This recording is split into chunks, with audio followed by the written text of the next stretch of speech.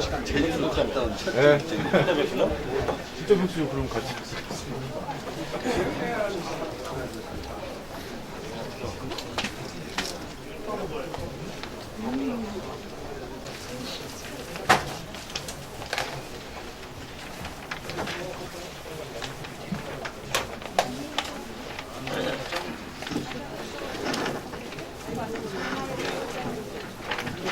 네, 안내 말씀드리겠습니다. 아직 밖에 계시는 여러분들 들어와 주시죠. 잠시 후에 세미나 시작할 예정이니까요.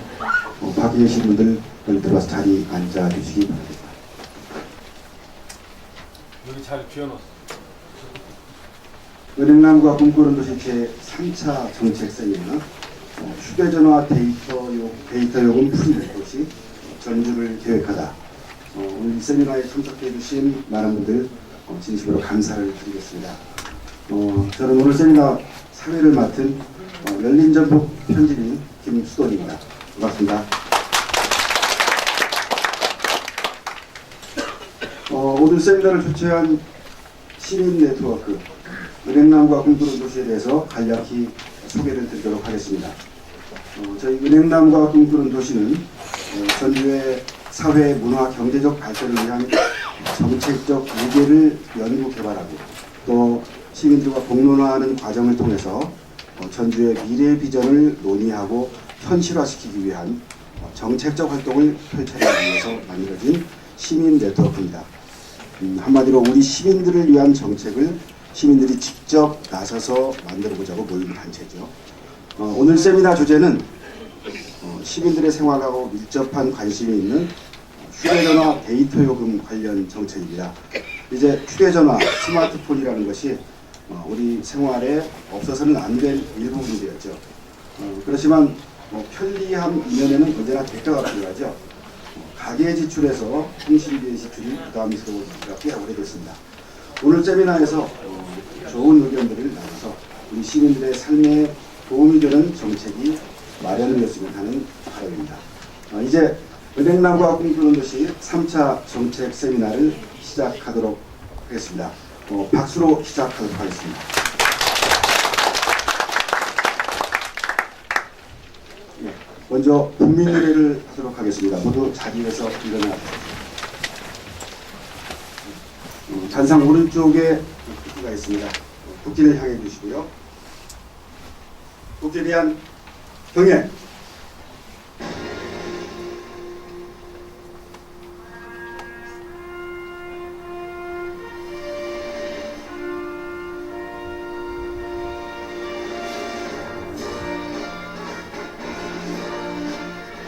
나는 자랑스러운 태극기 앞에 자유롭고 정의로운 대한민국의 무궁한 영광을 위하여 충성을 다할 것을 굳게 다짐합니다.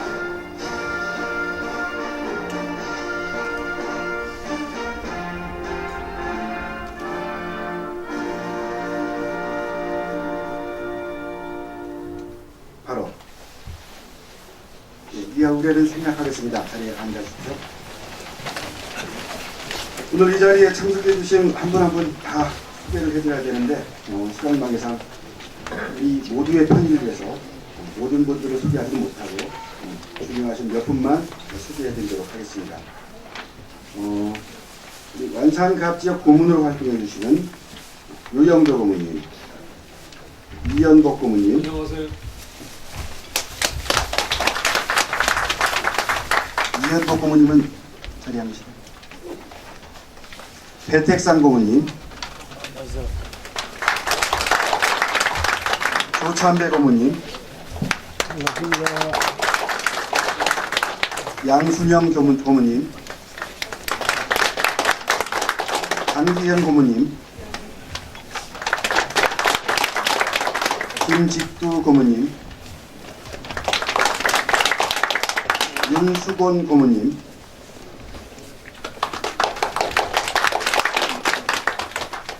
그리고 김영호 한울세기업 이사장님,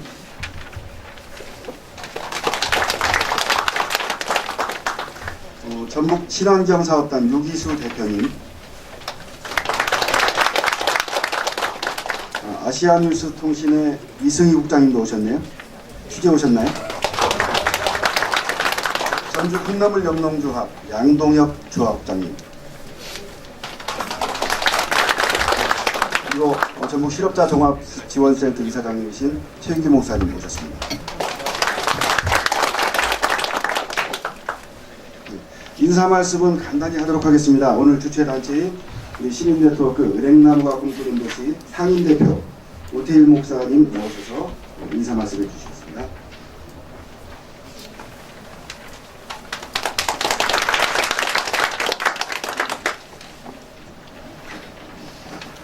네, 반갑습니다. 시민네트워크 은행나무가 꿈꾸는 도시 상임대표 오태일입니다. 2013년 8월 은행나무가 꿈꾸는 도시가 출발을 했습니다. 그리고 벌써 세 번째 정책 세미나를 개최하게 되었습니다. 1차 전주 시내버스 문제 회기를 위하여서 함께 우리가 세미나를 이곳에서 가졌고, 2차 대형마트 의무협 2년의 성과를 보고 향후의 전망을 다시금 함께 논의하고자 2차 세미나를 진행했었습니다.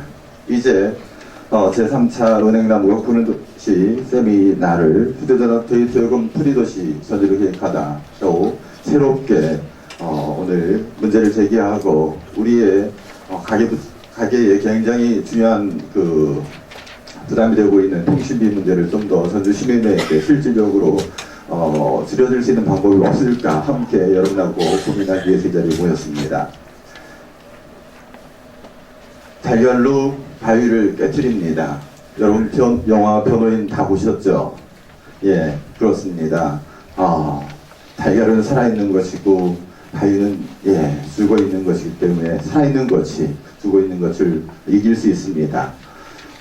통신이라고 하는 것이 3, 4 우리나라가 장악하고 있는데 또 이 중요한 문제를 가지고 우리는 어쩌면 작은 달걀과 같은 계란과 같은 존재인지 모릅니다. 또다시 큰 싸움을 이제 해서 전주 시민들에게 실질적 도움되는 이런 귀한 일들을 진행하게 될 텐데 함께 힘을 모아주셔서 정말 전주에서만큼은 데이터 요금이 자유롭고 그래서 원하는 모든 자료들 또 원하는 모든 일들을 이런 데이터의 요금에 상관없이 할 수 있는 그런 멋진 전주 함께 만들어갈 수 있었으면 좋겠습니다. 함께 해주셔서 감사합니다.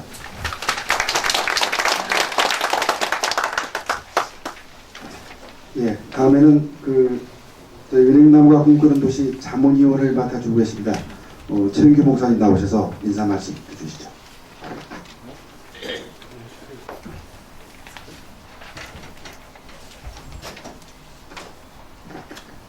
제가 인사 말씀을 드리기가 그런 위치가 아니라서 축하를 드리고 특별히 이제 저는 은행나무가 꿈꾼다는 얘기를 여기서 들어봐갖고 진짜 은행나무도 꿈을 꾸는지 잘 모르겠어요. 그런데 은행나무가 꿈을 꾸기를 기대하는 건지 아니면 그 은행나무가 뭔가를 이루기를 바라는 건지 아니면 그 꿈꾸는 분들이 따로 계셔가지고 어법적으로 얘기하면 은행나무와 꿈꾸는 전주도시 뭐 이렇게 하면 좀 맞을 텐데 왜 그렇게 했을까 항상 의아해하고 있습니다.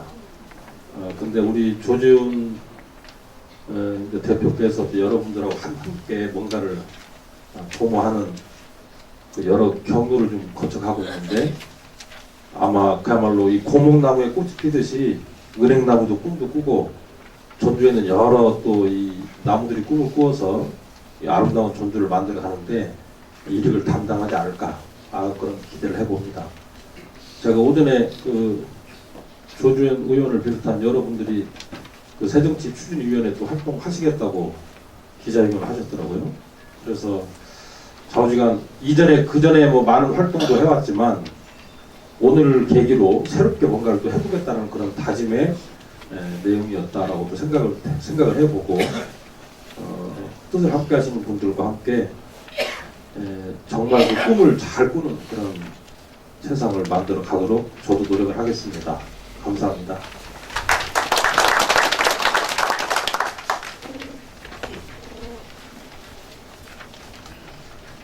사회자가 키가 작아서 자꾸 마이크를 올렸다 내렸다 합니다. 이해해 주십시오. 이제 본 세미나에 들어가도록 하겠습니다. 먼저 세미나 진행에 대해서 말씀드리면 발제자께서는 사회자 자리로 나오셔서 발제를 해주시고 발제가 끝나시면 발제자님, 토론자님들 준비된 좌석에 앉으셔서 토론을 진행해 주시면 되겠습니다. 그러면 오늘 기조 발제를 해주실 저보다 훨씬 큰 분이네요. 소개해드리도록 하겠습니다. 전국 최초로 대형마트 의무 휴업을 이끌어낸 분이죠. 전 전주시의 의회 의장으로 활동하셨고 현재 새정치 새전북 연대회의 공동대표를 맡고 계시는 조지훈 대표를 소개해드리도록 하겠습니다. 박수로 맞이해 주십시오. 네, 조지훈입니다. 반갑습니다. 그리고 고맙습니다. 근데 잠깐 소개에 빠진 분이 계셔서 잠깐만 제가 소개해 올리겠습니다. 우리 오늘 저와 함께 기자회견을 했던 의원님들인데요. 지금 저 멀리 임실에서 여기까지 오셨습니다. 우리 김한기 임실군의 의원님 함께하고 계십니다. 그리고 저랑 함께 또 오늘 기자회견을 했던 우리 구성은 전주시의회 전 문화경제위원장님. 그리고 저보다 키가 큰 사람이 드문데 저보다 키가 훨씬 큰 이영식 전주시 의원님도 함께하고 있습니다. 그리고 반가운 분이 와 계신데 저 뒤에 우리 저 남부시장 상인연합회 회장을 맡고 계신 하연수 회장님도 저 뒤에 계십니다. 박수 부탁드립니다. 혹시 제가 소개해서 빠뜨린 분이 있을지 모르기 때문에 우리 뒤에 스태프들은 좀 체크를 좀 해줘서 수시로 저한테 주시면 다시 소개를 올리도록 하겠습니다. 그럼 바로 저의 이야기를 시작하도록 하겠습니다. 우리 최인규 대표님께서 은행나무가 꿈꾸는 도시에 대해서 말씀하셨는데 은행나무가 전주의 시목입니다. 그리고 은행나무를 집 안에 심으면 벌레와 균이 끓지 않는다. 균을 쫓아낸다고 하는 나무입니다. 나무 중에 유일하게 해충이 끼지 않는 나무가 은행나무입니다. 부패와 부정, 비리를 거부하는 의미를 가지고 있고 그리고 환경적으로는 신생대 이후에 지금까지 지구의 역사를 증명하고 있는 나무이기도 해서 그런 의미로 의인화시켜서 문학적으로 은행나무를 사람으로 만들어서 꿈을 꾼다 이렇게 말씀드릴 수 있습니다. 예, 말씀 올리겠습니다. 오늘의 주제가 휴대전화 데이터요금 프리도시 전주를 계획하다입니다. 이 은행나무가 꿈꾸는 도시가 준비하고 있는 제목의 맨 상단을 보시면 자치경제 두 번째 이야기 이렇게 되어 있습니다. 자치경제에 대해서 잠깐만 설명을 올리면 지역의 경제가 이제 국가 간 경쟁 체제에 의해서 국가의 발전을 통해서 국민의 삶을 결정했던 시대에서 이제는 지방자치단체 즉 시와 군, 자치구가 지방자치단체들이 경쟁력을 확보하고 삶에 대한 계획을 세움으로써 시민의 삶을 더 크게 결정하고 규정하는 시대로 변화했다 이렇게 얘기합니다. 제가 얘기하는 것이 아니고 세계적인 학자들이 그렇게 이야기를 합니다. 그 가운데 가장 중요한 요체가 하나 있는데 그게 경제의 문제죠. 그래서 우리들은 저를 비롯한 전주의 미래를 고민하는 사람들은 자치경제라고 하는 용어를 새롭게 만들었습니다. 그 자치경제는 지속가능한 전주의 발전, 지속가능한 지역의 발전을 준비하는 거고요.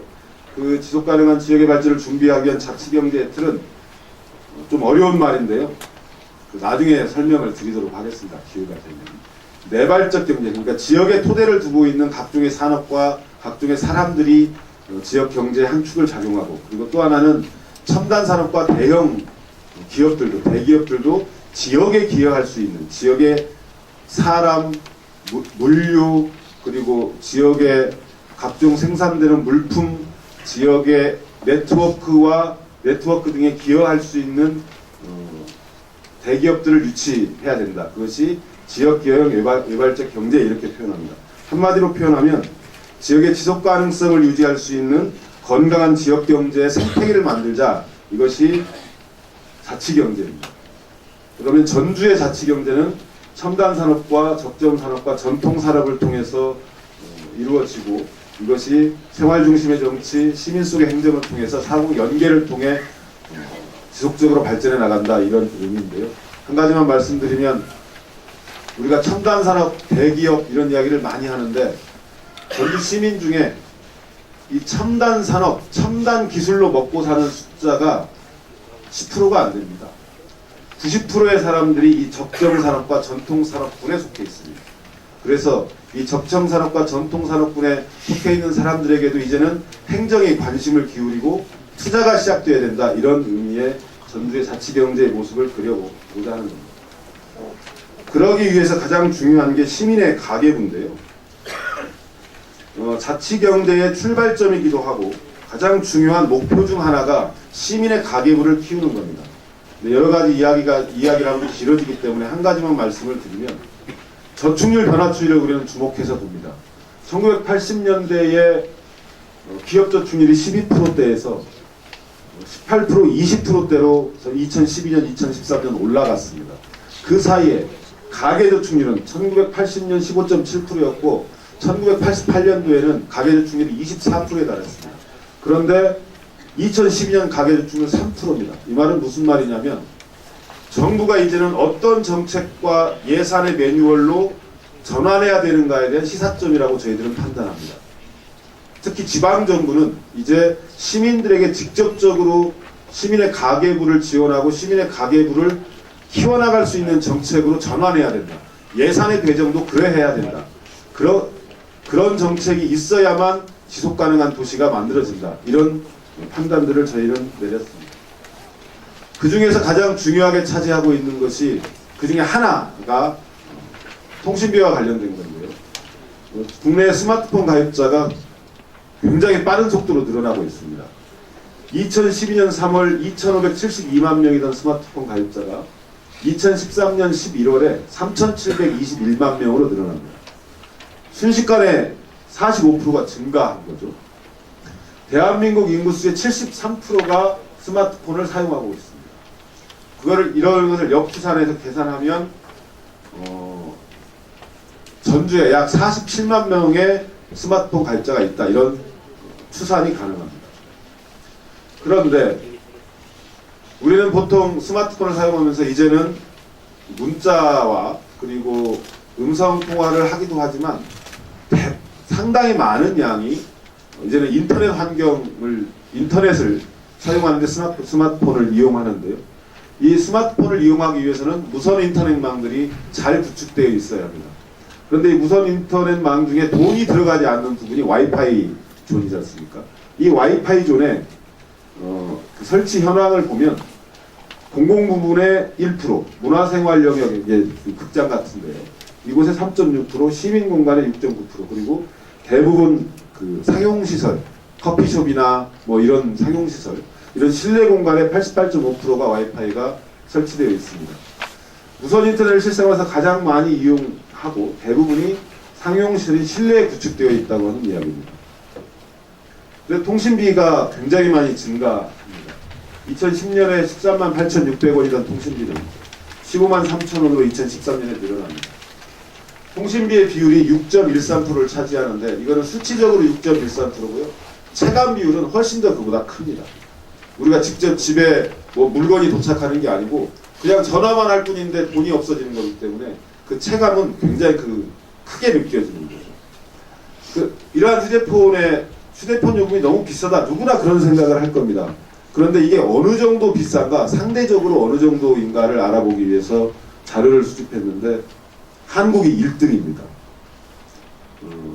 휴대전화 요금 지출액이 OECD 국가 중 1위라고 하는 겁니다. 일본의 100.1달러보다 우리가 15.4달러가 많습니다. 그리고 중요하게 바라보는 건 우리 대한민국 국민의 그 데이터 사용 1인당 월평균 데이터 사용량이 1.2기가쯤 되는데요. 이 1.2기가라고 하는 게 매우 중요한 시사점을 주고 있습니다. 죄송하지만 우리 스태프들 좀 물 한 잔만 주실래요? 통신비, 그러니까 2014년 1월에 올해 그 녹색 소비자연대에서 발표를 했는데요. 2013년 6월 조사에서 소비자 826명을 대상으로 통신비와 가계 지출에 대한 설문조사를 했습니다. 도대체 뭐가 제일 통신비 부담 중에 뭐가 제일 부담이 되게 느껴지냐라고 했을 때 이 전화기 전화기 할부금이 36%였고요. 그리고 데이터가 30%, 데이터 요금이 가장 부담스럽다라고 대답을 하는 것이 30%였습니다. 그래서 계획한 것이 데이터 요금 프리도시 전주입니다. 이 데이터 요금 프리도시 전주를 계획하는 것의 핵심은 와이파이를 공공재적 성격으로 전환하자라고 하는 겁니다. 그러니까 와이파이 영역은 기존에 다 커피숍이나 이런 데 이렇게 있었는데 이거를 정부가 투자해서 와이파이 영역을 넓혀놓으면 훨씬 데이터 요금이 줄지 않겠냐라고 하는 겁니다. 그래서 데이터 요금을 자유롭게 선택할 수 있고 그렇게 되면 휴대폰에 예를 들면 75,000원 자유요금, 75,000원 정액요금제를 선택했던 분들이 65,000원으로 내릴 수 있는 방법은 없냐? 핵심은 그겁니다. 그렇게 하기 위해서는 와이파이망 자체를 공공재적 성격으로 전환해야 된다. 그런 발상을 얘기를 한 거고요. 그래서 시민 발자국 맞춤형 공공 와이파이망 구축 이렇게 이름을 붙여봤습니다. 무료 공공 와이파이를 대폭 확대하고 또 유동인구가 많은 개방된 공간으로 와이파이 서비스를 확대하는 겁니다. 실내뿐만 아니고 실외에서도 와이파이를 사용할 수 있도록 하자 이런 의미인 겁니다.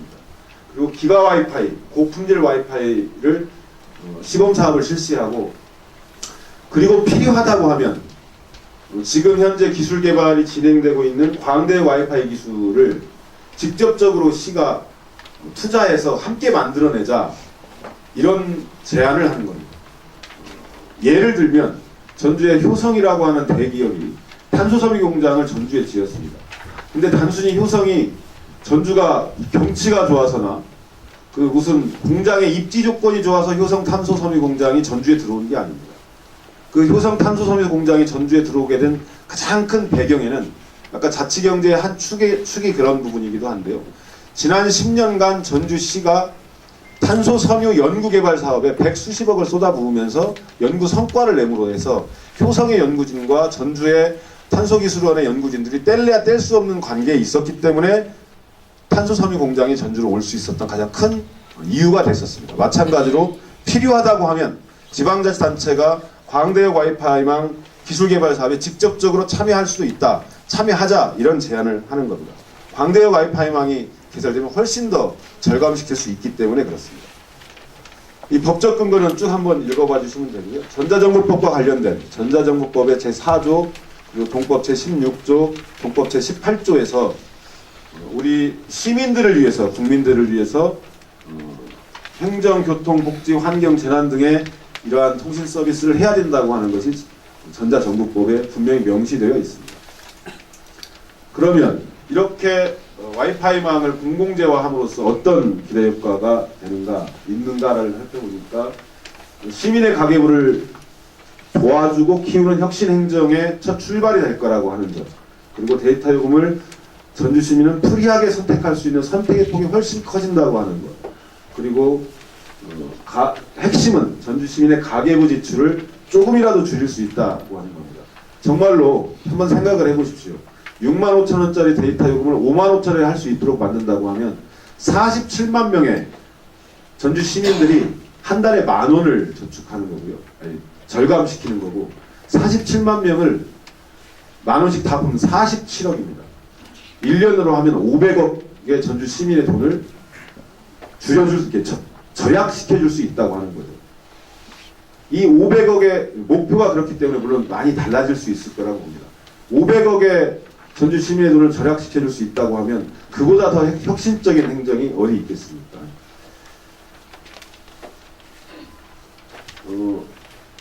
추가 요금 지출 또한 절감시킬 수 있는 건데요.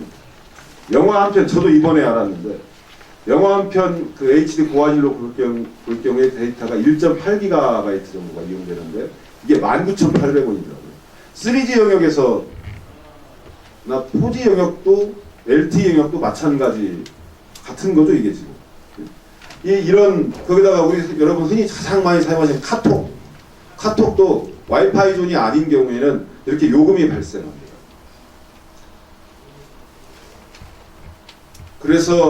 그런데 이게 단순히 이 와이파이망을 공공재적 성격으로 전환해서 공공 와이파이 영역을 확대시키고 그 전주시 전역에 이거를 설치를 하면 단순히 데이터 요금만 줄이는 게 아니고요. 재난, 재범죄로부터 안전한 도시를 위한 공공 서비스 구축을 위해서 그 토대를 만들 수 있다고 하는 겁니다. 그리고 관광객의 증가 및 체류 연장 효과를 가져올 수 있습니다. 한옥마을에 오는 해외여행 가셔분들 다 경험이 있으시겠지만 휴대폰 가지고 가갖고 휴대폰 켜서 거기서 무슨 인터넷을 확인한다거나 중국에 가서 페이스북 한번 하려고 하면은요 어마어마한 돈을 물어내야 됩니다. 외국인들이 우리나라에 와서도 마찬가지죠. 그런데 와이파이 존 안으로 한옥마을 전체가 와이파이 존으로 됐다. 외국인 관광객이 전주시가 제공하는 앱을 하나 다운받아서 혹은 QR코드를 확인해서 전주의 곳곳을 둘러볼 수 있도록 하는 유도 효과를 더 크게 내릴 수 있다고 하는 겁니다. 그리고 디지털 복지 실현, 도시 통합 관리 및 행정공고 활동, 무선통신망 구축 선도도시로서의 관련 산업과 인력 유치 효과 등등을 앞으로 만들어낼 수 있다라고 하는 겁니다. 이제 저의 이야기를 마치려고 하는데요. 와이파이망을 공공의적 성격으로 전환해야 된다. 그거는 시민의 기본 권리로서 데이터에 자유롭게 접근하고 무료로 이용할 수 있는 요구가 지금 높아지고 있다고 하는 겁니다. 그런데 한 가지 문제가 있습니다.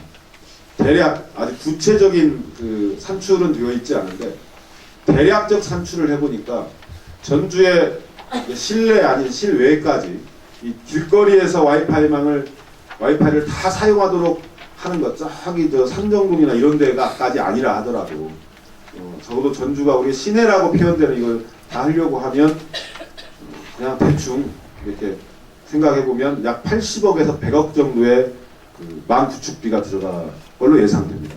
그리고 1년에 한 7억에서 10억 사이에 유지 보수비가 들어갈 겁니다. 어마어마한 돈이지 않습니까? 그런데 한번 생각을 해보십시오. 전주에 약 24만 대의 자동차가 있습니다. 전주시는 이 24만 대의 자동차와 외부에서 들어오는 자동차들을 원활히 전주시 관내에서 소통시키기 위해서 1년에 적게는 300억에서 많게는 700억까지의 예산을 도로 관련 예산으로 투입합니다.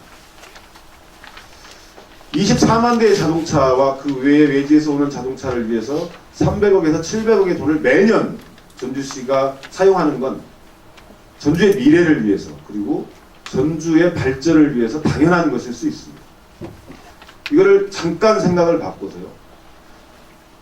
47만 대의 스마트폰을 사용하는 사람들과 전주 시민들과 그리고 외지에서 우리가 500만 관광시대, 전주 한옥마을 500만 관광시대를 이야기하는데 이 사람들을 위해서 1년에 30억쯤 도로 관련 예산의 10% 정도를 사용하는 것이 어떻겠느냐라고 하는 겁니다. 그거는 차량의 소통 원활을 위한 도로 개설이 도시발전 계획인 것처럼 이제는 공공 와이파이망 구축으로 그 원활한 통신 체제를 구축하는 것이 도시발전에 있어서 매우 중요한 계획이다. 이렇게 전환해야 된다. 이런 제안을 오늘 이 자리에서 드리는 겁니다. 여러분 감사합니다.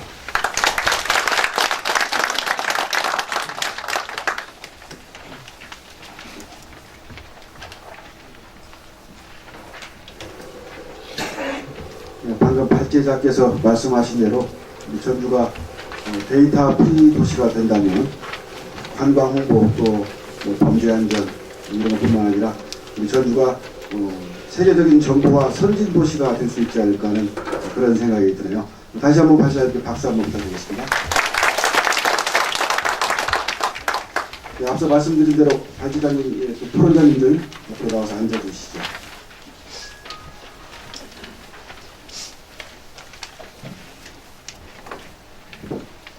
토론자님 소개를 안 하셨죠.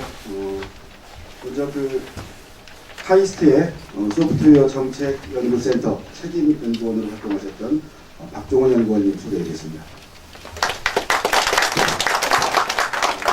그 미래창조과학부 와이파이 정책 담당 사무관이신 이석재 사무관님이십니다.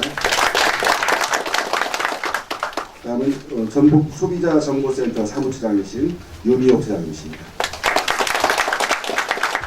토론은 그 박종원 연구원님 먼저 시작해 주시죠. 그 페이지에 보시면은 그 누군지의 명 이쪽에서 세 번째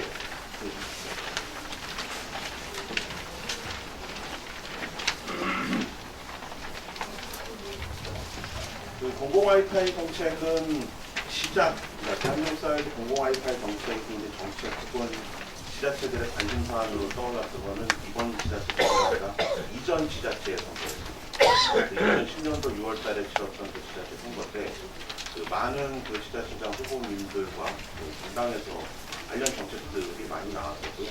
그 중에 이제 핵심으로 들렸던 사례는 그 서울, 경기, 인천 후보셨던 한명숙 후보, 유시민 후보, 그다음 송영길 후보 세 분이서 서울, 인천, 경기를 묶는 포괄적인 광역 단위의 공공 와이파이를 설치하겠다라고 기자회견을 하신 이후로 아마 본격적으로 논의가 됐다고 기억을 하고 있습니다. 그 공공 와이파이가 필요하다고 느꼈던 건 그때나 지금이나 사연은 비슷합니다. 그 통신요금이 이제 과다하게 부과되는 상황에서 데이터 요금을 조절하려고 이제 주로 목적으로 얘기됐고요. 두 번째로는 사회 간접 서비스를 하나 추가할 때마다 현재는 그 행정기관들이 그 비용들을 다 부담해야 되는 구조로 되어 있습니다. 예를 들어서 CCTV를 늘리기 위해서도 통신회선이 들어가야 되고 전력선이 들어가야 되는데요. 그 통신회선의 대역폭이 남아도 CCTV 외에는 사용할 수가 없고요. 만약에 그 CCTV 옆에 다른 어떤 행정 서비스를 위해서 통신 서비스를 준다고 하면 이 교류를 해서 쓸 수 있는 게 아니라 또 다른 별도의 통신소로를 설치를 해야 되는 상황이 계속 벌어지고 있었습니다. 그래서 가로수 관제, 신호등 관제부터 포함한 가수도의 그 토경물 쌓인 문제, 그다음에 재해전환 문제에서 뭐 지진이라든지 혹은 뭐 여러 가지 오염물질 관리, 이제 도시관 매니지먼트로 할 수 있는 여러 가지 서비스들이 기하급수적으로 늘어나고 있는데 문제는 이 서비스들을 수용을 해야 될 통신 네트워크가 대부분 자가망이 아닌 외부 통신 회사들의 임대회선으로 운영이 되다 보니까 그쪽 지자체 입장에서는 그런 서비스를 하고 싶어도 운영 부양 때문에 못하는 경우들이 상당히 많이 발생을 하고 있었습니다. 그래서 항상 이런 서비스는 좋지만 거기에 수반되는 통신과 관리비와 구축비들이 과다하기 때문에 못하겠다. 뭐 이런 식으로 정책 결정 나는 경우도 많았었고요. 그래서 그때부터 이제 본격적으로 사실은 뭐 카이스단 혹은 그 각 학교의 그 연구진들, 지자체장들이 지난 3, 4년 동안 좀 많이 논의를 좀 진행을 해서 지금의 서비스 모델을 어느 정도 좀 자리를 좀 잡았었고요. 기술도 마찬가지입니다. 그래서 이게 그 범위를 조금 더 좁혀서 통신용으로 말씀을 드리면 공공 와이파이라는 거는 상용의 그 통신망하고 성격이 좀 다릅니다. 예를 들어서 LTE망은 최대 속도가 약 150메가 정도, LTE 정도로 만나는 300메가 정도의 대역폭을 맥시멈으로 제공을 할 수가 있습니다. 근데 공공 와이파이를 디자인할 때는 여러분들이 동일한 기회에서 그 문제 없게 사용을 설계를 해야 되기 때문에 대략 그 대역폭들을 5메가에서 6메가 정도 선으로 제한을 하게 됩니다. 그러면 5메가에서 6메가 정도 선이면 사용하는데 불편하지 않을까라고 질문을 많이 받았었는데 실제 LTE와 3G 네트워크에서도 실제 그 통신 속도를 도심 구간에서 체크를 해보면 10메가를 넘는 구간이 거의 없습니다. 그러니까 사실상 5메가 대역이라 해서 수치가 굉장히 낮지만 실제 스마트폰을 서비스하고 동영상을 보고 어떤 행정 서비스를 제공하는 데는 큰 무리가 없는 대역폭이라고 말씀드릴 수 있고요. 만약 그런 정도 수준의 공공 네트워크가 구축이 된다 했을 때 일단 통신요금 효과를 그 아래 글을 보시면 무한 67, 무한 77, 무한 79 이런 그 KT 요금제가 있고요. SK도 15, 85, 100 이런 식으로 요금제가 있는데 이거는 유무선 그 무제한 요금제를 기준으로 뽑아놓은 겁니다. 그러니까 제일 기본적으로 SKT인 경우에는 75,000원 요금대 이후로는 어쨌든 문자와 그 음성은 대부분 다 무제한이고요. 그 다음에 요금제는 뒤에 보시면 8기가, 12가, 16기가 식으로 데이터 사용량에 따라서 요금이 부과됩니다. 그러면 이 8기가, 12기가, 16기가라는 의미가 어떤 건지 이제 체감으로 잘 안 오셔서 영화로다가 말씀을 드리자면 영화 한 편이 통상 1기가 정도의 그 데이터량을 먹습니다. 그러면 8기가를 쓰시는 분이라면 한 달에 영화 8편을 보면 데이터를 쓸 수가 없는 거죠.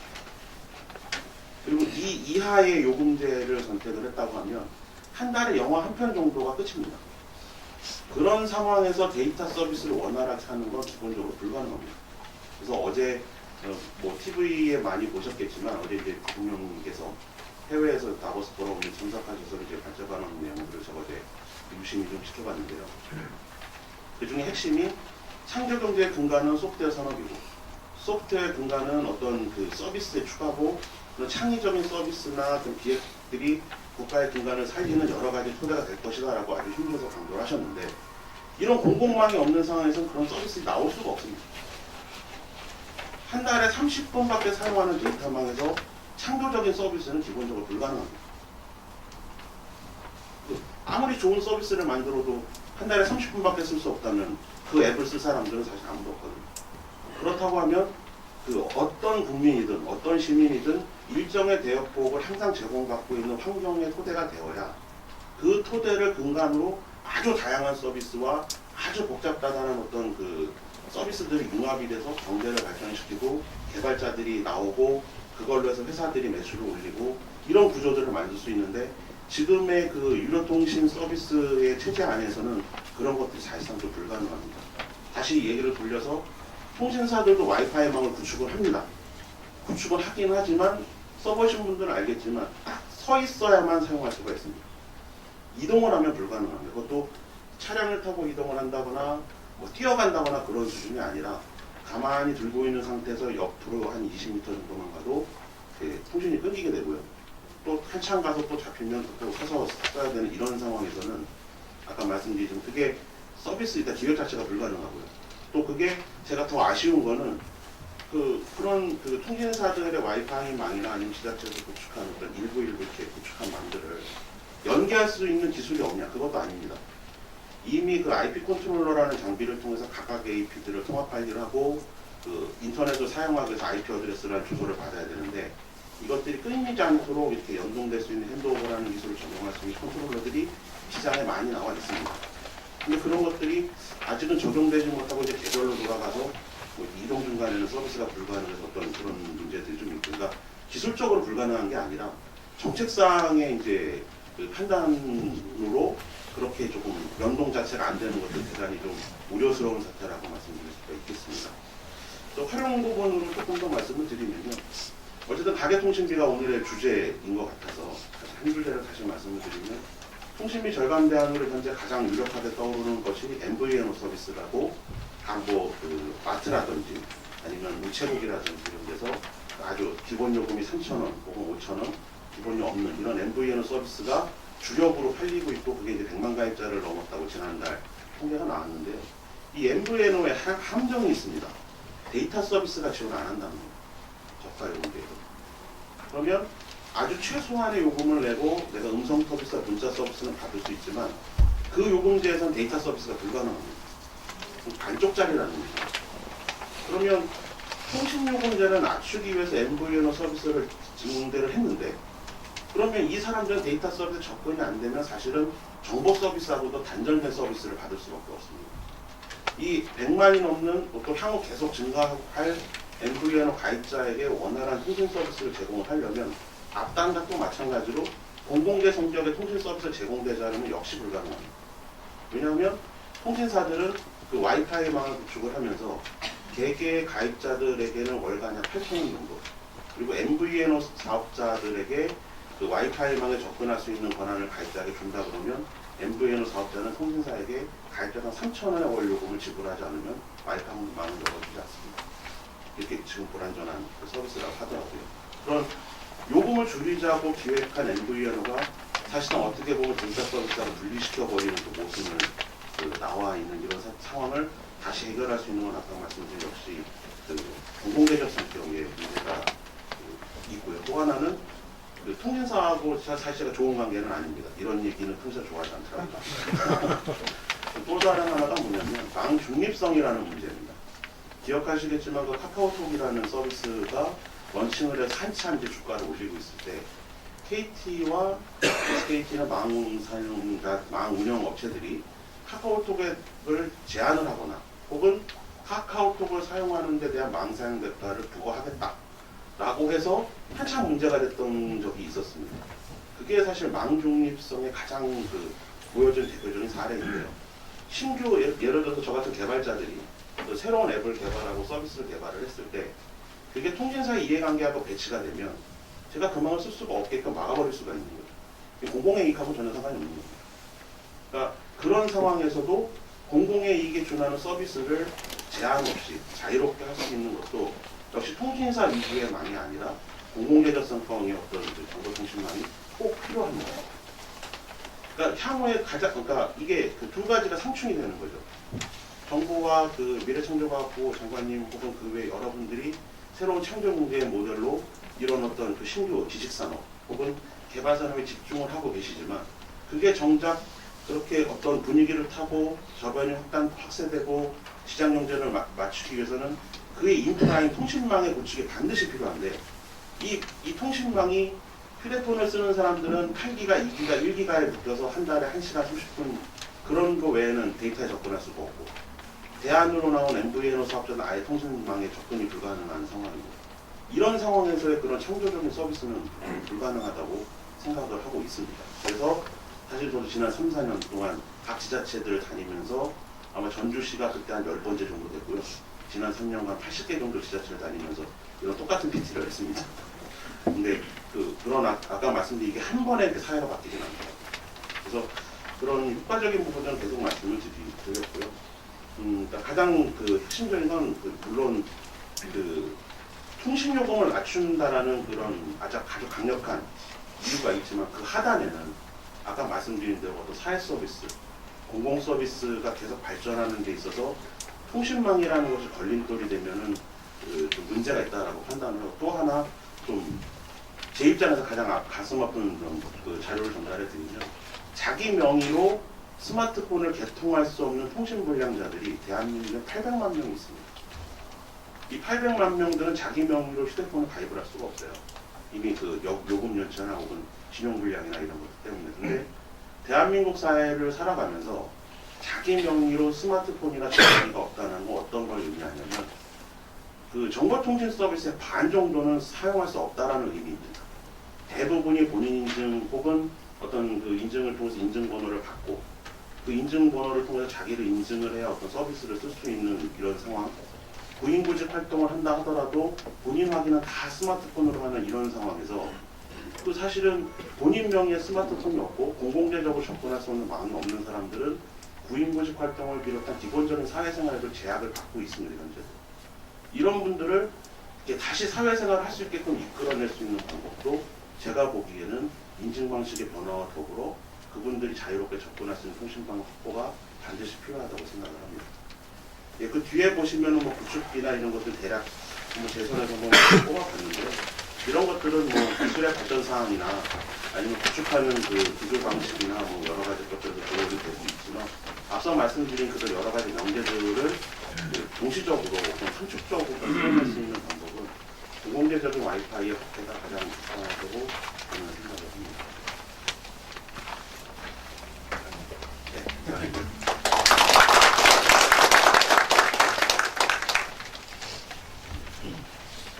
네, 간략히 결제해 주셨는데 토론해 주셨는데 그렇습니다. 그 토론문 자료 보니까 개인 휴대통신뿐만 아니라 뭐 CCTV를 통해서 참 다양한 그 문제들을 와이파이를 통해서 공공 와이파이를 통해서 해결할 수 있다는 이런 것을 제시해 주셨습니다. 수고하셨고요. 다음에는 미래창조과학부 와이파이 정책담당 사무관이신 이석재 사무관님 토론해 주시죠. 네, 반갑습니다.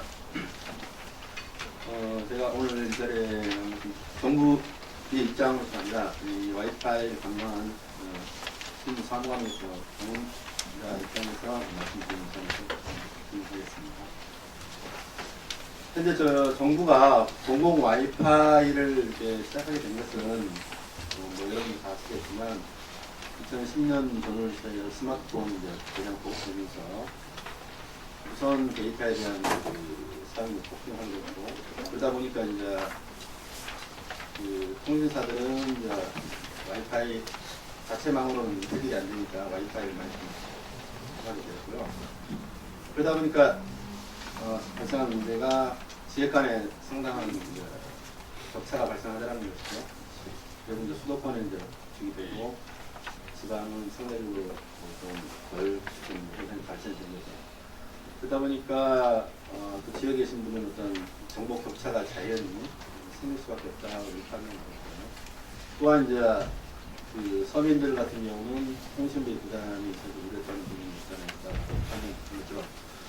그래서 그런 문제를 해결할 수 있는 방법이 뭐냐라고 해서 이제 나온 게 현실적인 방법으로서 이렇게 보면 이제 공공 와이파이를 구축하게 되면 어느 정도 호소하는 데 도움이 되지 않을까 된 거죠. 그래서 저희 정부는 그래서 총 17년까지 12,000개소의 공공 와이파이 기초를 구축하는 걸 목표로 하고 있습니다.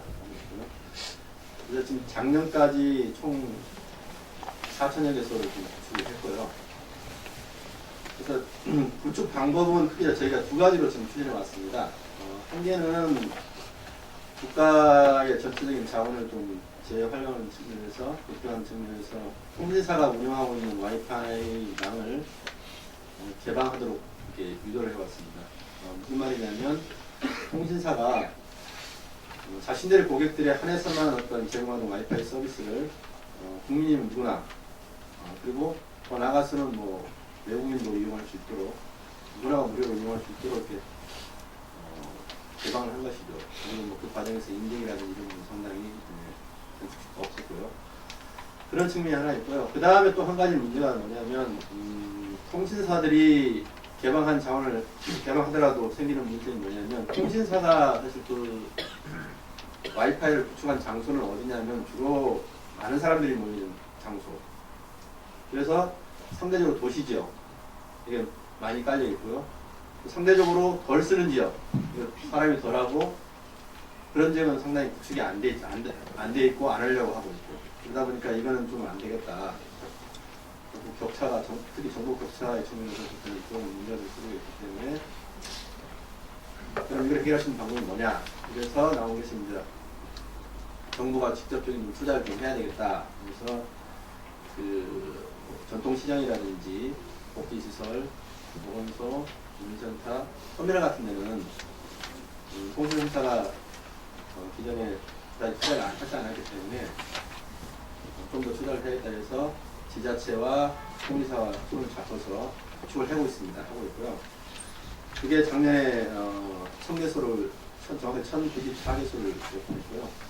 총 2017년까지 6,000개소를 더 총 6,000개소를 구축할 예정이고 그래서 총 12,000개소의 전용 와이파이를 가져갈 계획입니다. 뭐 그럼에도 불구하고 지금 이제 아까 발제나 앞에 토론하신 분의 그 말씀을 들어보면 현저하게 부족하리라고 보여져요. 근데 저는 조금 이제 그 와이파이를 총괄하고 담당하는 실무자로서 조금 약간 생각이 좀 다른데요. 과연 우리가 물론 이제 장기적으로 봤을 때는 이 와이파이망이든 아니면 그들 포괄하는 어떤 통신망이든 무선 데이터망이 현재의 도로와 같은 누구나가 써야 되는 어떤 공공재로서의 역할을 할 시기에 오리라고는 생각을 합니다. 다만 그 시기가 언제냐 문제고 지금 저희가 아까 이제 모두 발제든 그 토론에서든 이 와이파이망이 안 돼서 여러 가지 좀 문제가 유발된다 이렇게 생각을 하시는 좀 측면이 없잖아 있으신 것 같은데 저는 좀 생각이 다른 게 저 같은 경우는 저도 사실 뭐 스마트폰을 쓰지만 저 같은 경우 데이터 1기가 이상 안 쓰거든요. 안 쓰고 아까 이제 8기가를 쓰느니 뭐 이렇게 막 하는데 8기가를 써야 어떤 모든 서비스를 접근할 수 있고 이렇게 해석을 하고 있는데 그러면 그런 식으로 따지면 미국이라는 나라나 다른 여타의 선진국들은 데이터 양이 그러면 그 싸서 무한대로 제공이 돼서 어떤 서비스가 새로 창출되고 그것을 고도화시켜 나가느냐는 것이죠. 그것은 좀 약간 달리하는 생각이 들어요.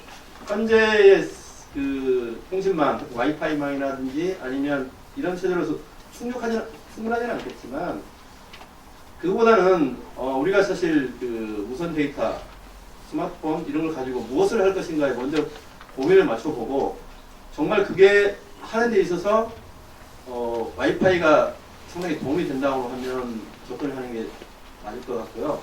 지금은 이제 사실 와이파이가 되면 이러이런 서비스가 유발되고 이런 효과가 유발된다라고 좀 접근이 좀 강한데 뭐 틀린 말은 아닐 수도 있어요. 근데 지금까지 보면 우리나라 이제 네트워크 환경이 전 세계에서 최고 수준이거든요. 그럼 거꾸로 그럼 좀 네트워크가 최고 수준이라 해서 그럼 우리나라가 전 세계에서 가장 높은 수준의 어떤 모바일 서비스라든지 뭐 이런 것을 새로운 서비스를 하고 있느냐는 것이 좀 약간의 별개의 문제가 아닌가 생각이 좀 들고요.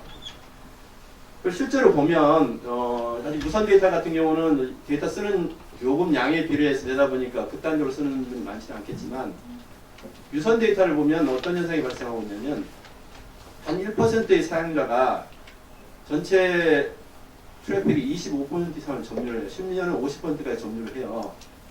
그러게 되면 어떤 현상이 발생했어요? 예를 들어서 만약에 현재 수준에서 공공 와이파이가 공공적으로 누구나 무료로 쓸 수 있는 체계로 바뀐다고 치면 결국은 똑같은 현상이 발생하겠죠. 그러면 소수의 사용자가 상당량의 네트워크 트래픽을 써야 될 것이고요.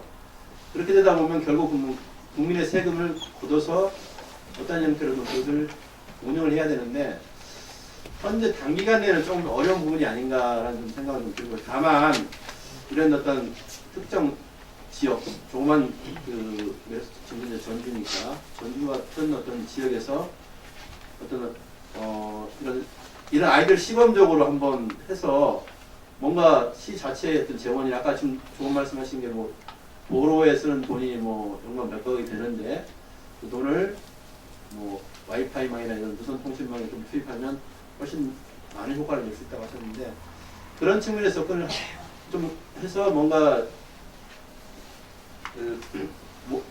샘플이랄까 초기 모델을 약간 운영을 해보고 정말 효과가 있더라 이러면 그걸 신전체를 높이다니 하는 차원은 제가 볼 때는 뭐 생각해볼 수 있지 않겠나 싶은 생각이 들고요. 이러한 게 이제 공공재를 어떤 국가 전체적으로 이렇게 접근하는 것은 제가 볼 때 현실성이 조금 약간 현재로서는 좀 거리가 있지 않나 이런 생각이 듭니다. 그래서 하여튼 장기적으로 봤을 때는 결국 이 무선망, 그러니까 지금 도로라는 걸 치면 도로가 사실 수천 년의 역사를 가진 거잖아요. 그러니까 하루아침에 사실 이게 어떤 공공재로서의 어떤 기능을 하는 건 아니기 때문에 이 통신망도 비슷하지 않을까 생각하는데 언젠가는 오히려 물리적인 도로보다 더 많은 도로 역할을 하는 이 통신망이 더 공공재로서의 역할이 더 필요할지는 모르겠지만 그거는 조금 지금 시점에서는 조금 거리가 있지 않나는 게 제 개인적인 생각입니다. 뭐 자세한 이야기는 나중에 또 토론 진행되면 또 나누시면 예, 수고하셨습니다. 공공재로서 와이파이망의 당위적인 필요성을 인정하시고 그러나 당장 공공 와이파이에 대해서 무엇을 할 것인가를 고민을 해야 되고 이런 부분을 시작해 주신 것 같습니다. 이어서 전북 소비자정보센터 유민호 사무소장님 토론해 주시죠. 네, 안녕하세요. 소비자들은 일단은 통신요금이 조금만 들어가면 좋죠. 10,000원이든 1,000원이든 예, 한 달에 절감되면 좀 좋을 것 같아요. 근데 제가 이제 가입자 수가 아까 발표하셨듯이 3,721만 명이고요. 요즘 또 공익 광고를 보면은요, 스마트폰으로 인한 어떤 부작용, 중독 관련 그런 내용들이 계속 나오고 있거든요. 그래서 이제 스마트폰의 장점을 보면 정말 많은 정보를 공유할 수 있고요. 또 지식 습득이 가능하고 또 소통이라든지 또 마땅히 할 일 없을 때 시간 보내기, 또 혼자 놀기 좋고 언제 어디서나 필요한 정보, 일을 할 수 있는 장점이 있는데요. 또 단점을 보면은요, 중독 현상이라든지 하루라도 휴대폰이 스마트폰이 옆에 없으면 불안하시죠. 또 불안하시고 또 집중력 결핍이 되고요. 또 목에 어떤 목 디스크라든지 거북목 발생이 되고요. 또 시력 저하. 저도 지금 이거 보고 있는데 잘 안 보입니다. 네, 전자파라든지 손목 터널 증후군, 안구 건조증 여러 가지 이게 단점들이 있는데요. 또 스마트폰 주 이용하는 계층, 이 데이터를 이용하는 계층들이 여기 계신 분들 일부 유의에는 많이 사용 안 하실 것 같아요. 어제도 저희 회장님 스마트폰을 한번 봤는데요. 스마트폰 음성 통화는 많은데 데이터 사용량은 아주 적다라는 거죠. 거의 사용을 하지 않으셔요. 그런 상황에서 여기 계신 분들도 아마도 더욱 사용하면 뭐 포털 사이트의 검색이라든지 뭐 카카오톡 그런 정도로 이용을 하신다라고 볼 수가 있고요. 또 중독 관련해서는 청소년 스마트폰 중독률이 18.4%라고 합니다. 그래서 전년도하고 비교를 했을 때 7.0%포인트가 증가를 할 만큼 계속 중독 관련돼서 나오고 있는데요. 제가 어제 이제 저희 회원들에게 한번 물어봤어요. 한 20-30명에게 제가 문자로 보내가지고요. 이런 상황에서 프리데이터전을 설치를 한다라고 하면 어떠냐라고 한번 질문을 해봤더니요. 여러 가지 이제 답변이 나왔습니다. 이제 젊은 층의 아이들은 어디서든 이용을 하기 때문에 게임이든 데이터든 공공장소에 와이파이 등이 설치를 하면은 좋겠다라는 내용이고요. 또 일부는 외국 관광객들을 위해서라도 조금 내가 손해본다 하더라도 설치하면 좋겠다. 또 너는 할 것 없이 다 필요하지 않느냐. 그렇기 때문에 설치하면 좋지 않느냐. 그런 이야기도 했었고요. 그런데 사용자가 월등히 많으니까 필요하다라는 내용도 있었지만 공공 와이파이 존을 설치한다고 해서 낮은 요금제로 과연 선택을 하겠느냐. 그런 답변을 해주셨습니다. 또 젊은 층은 거의 무제한 요금제를 현재 지금 이용을 하고 있는데 문제는 굳이 세금으로 설치하는 것은 반대이다. 또 50대 같은 경우 60대, 50대, 40대 정도는 많이 사용하시는지 모르겠는데요. 본인이 이제 50대래요. 50대 같은 본인이 50대인데 그런 경우에는 와이파이가 설치되어 있어도 사용을 못한다. 그리고 또 굳이 설치해야 하는지 부정적이다. 또 상가나 기관마다 다 와이파이 존이 설치되어 있기 때문에 외부까지 다 설치할 필요가 있느냐라는 그런 의견들을 주셨습니다. 그래서 일단은 휴대전화 데이터 요금 프리도시를 지금 계획을 하고 이런 토론회를 마련을 하셨는데요. 일단은 사업비가 어쨌든 간에 만약에 설치를 한다라고 하면 세금으로 이 설치를 해야 되는 문제가 발생이 되는 거고요. 또 그렇다고 하면 아까 박종원 이석태 사무관님께서 말씀하셨듯이 전체 수요자가 아닌 정말 일부의 사용자들이 거의 사용을 하고 있는데 그 사람들을 위해서 이런 세금을 투자를 해야 되느냐 그런 생각이고요. 또 이게 지금 현재 우리 전주시의 우선순위에 해당이 되는지 한번 고민을 해봐야 될 것 같고요.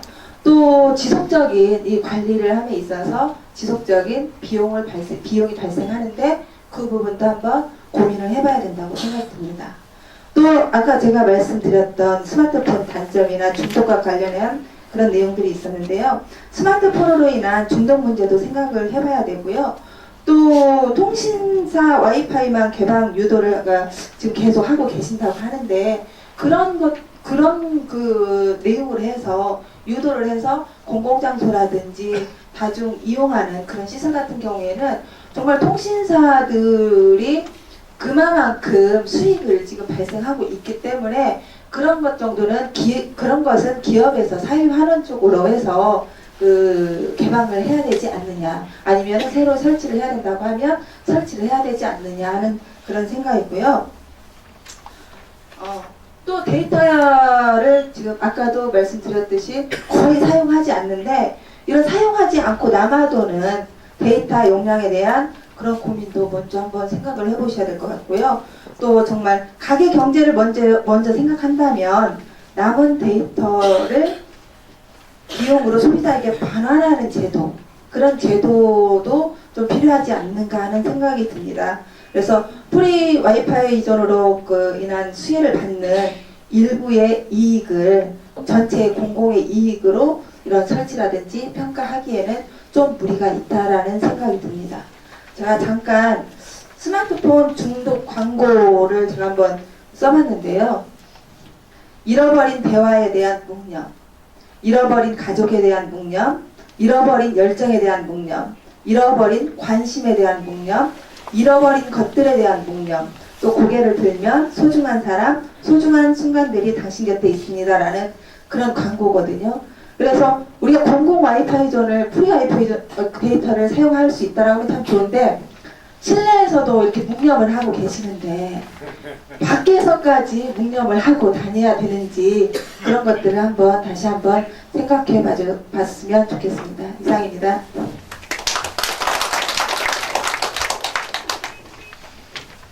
휴대폰을 사용하는 소비자 입장에서 여러 가지 말씀을 해주시는데요. 그 준비된 발제와 토론은 마쳤고요. 우리 토론자 발제자님들 중에서 추가로 말씀하시고 싶은 분 있으면 말씀해 주시죠. 방금 말씀하신 여러 가지 것들 중에 핵심적인 내용을 보면은요, 그러니까 우리 사무관님도 그렇고 현재 앞으로 미래에는 공공재적 성격으로 전환하는 것이 맞겠다. 하지만 현재는 좀 무리가 있는 거 아니냐라고 하는 대체적인 얘기입니다. 그 우리 여기서 얘기하는 미래를 시간을 좀 땡겨서 전주부터 하자, 이것이 저의 제안입니다. 그리고 그것이 전주가 지금까지 1000년이 넘는 도시의 역사를 가지고 있음에도 불구하고 단 한 번도 전주가 앞서가 본 적이 없는데, 뭔가 앞서갈 수 있는 새로운 동력을 찾아야 되는데 이것도 그 중에 하나일 수 있다라고 하는 제안을 드리는 거고요. 그리고 이제 우리 윤희옥 처장님께서 말씀하신 것 중에 맨 마지막에 이제 어떻게 초점이 스마트폰 혹은 PC 중독 쪽으로 이렇게 갔는데, 이 공공 와이파이 영역의 최종적 목표는 그 중독을 방지해내는 겁니다. 그러니까 쉽게 말하면 학교 안에 공공 와이파이 존을 설치하면 그 공공 와이파이 존 내에서 그 설치를 통해서 그 스마트폰을 다운을 받아서 할 수 있도록 하는 앱을 개발하고 언제 어디서나 학교 내에서 와이파이 존을 사용할 수 있긴 하나 그것에 대한 통제권을 선생님이 가질 수 있도록 만들 수 있습니다. 이런 기술적인 부분들에서부터 최종적 목표는 청소년들의 여러 가지 목표 중에 하나가 청소년들의 이 스마트폰의 중독, 묵념하고 있는 것을 고개 좀 들게 만드는 것까지도 이후에는 수행된다라고 하는 겁니다. 그래서 그런 의미에서 현재의 데이터 요금 풀도시 전주에 대한 계획을 제안한 거고, 이거를 시급히 현실화시키자라고 하는 겁니다. 이게 늘 이제 뭔 일을 추진하다 보면 그런 것들이 있죠. 지금 현재의 실정에 맞냐 그렇지 않냐 이런 얘기를 하는데, 한 가지 예만 들고 저의 이야기를 마치면요. 처음에 인터넷망을 김대중 대통령이 돼서 국민의 정부가 된 뒤로 인터넷망 깐다고 막 난리가 나고, 그때 엄청난 사업자들이 생겨가지고 그때 맨 처음에 천리안이었던가 뭐 그것부터 시작한 거 아닙니까? 그때 이게 우리나라 현실에 맞네 안 맞네부터 시작을 해서 수도 없이 많은 이야기가 나왔었어요. 근데 그때 당시에 우리나라에 이렇게 인터넷망이 깔려 있지 않으면 현재 수준의 대한민국 수준을 유지할 수가 없었을 것이라고 생각합니다. 이 상태에서 앞으로 스마트폰을 사용하는 사람 중에 데이터를 사용하는 사람이 몇 명이나 되냐 이렇게 지금 이야기하지만, 스마트폰 이용자가 전 국민의 70%가 넘어가고 80%가 넘어갈 때 그 중에 데이터를 사용하는 사람도 이제는 스마트폰의 사용이 확장되면서 데이터 사용의 방식과 내용이 여러 사람들이 공유하게 될 거고, 대부분의 사람이 이제는 데이터를 중심으로 사용하게 되는 시대가 불과 1, 2년 안에 오게 될 겁니다. 이 1, 2년 안에 오는 그 시기를 행정이 단 한 번이라도 민간 영역보다 단 한 번이라도 앞서 나갈 수 있는 그런 걸 하면 안 되겠냐고 하는 겁니다. 행정이 민간에서 진행되는 것보다 한 발짝이라도 이제 앞서 갔을 때 그 시민들에게 직접적이고, 그리고 어떤 그 시민들이 피부로 느낄 수 있는 그 무언가의 행정 서비스를 행정의 서비스라고 느낄 수 있다고 하는 거죠. 그것이 저는 혁신이라고 이야기합니다.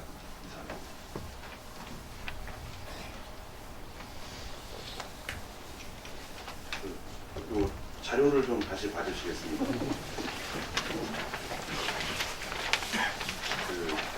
제 소개인데요.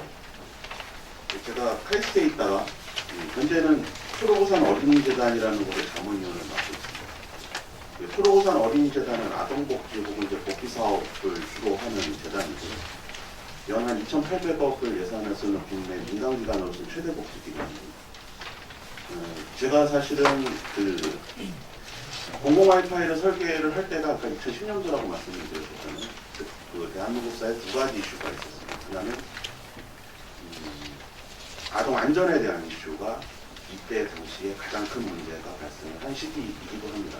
예를 들어서 2009년, 2010년, 2011년 그 3개년도에 거쳐서 안양 초등생 살인 사건부터 시작해서 여러 가지 사건들이 눈물 터지듯이 터지면서 아동 안전에 대한 그 문제들이 심각히 대두가 됐었죠. 근데 저는 지금 이 국회에서 자문 역할을 맡고 있고요. ICT 정책 관련해서는 이제 뭐 여러 기관의 자문 역할을 하고 있습니다. 근데 그때 당시에도 학교에 아이들의 유괴나 혹은 그런 사고 방지를 위해서 CCTV의 증가 설치 혹은 고해상도의 카메라 교체 이슈가 가장 시급한 문제였습니다. 당장 사람을 인건비를 늘릴 수는 없으니까요. 그런데 문제는 거기서 발생을 했습니다.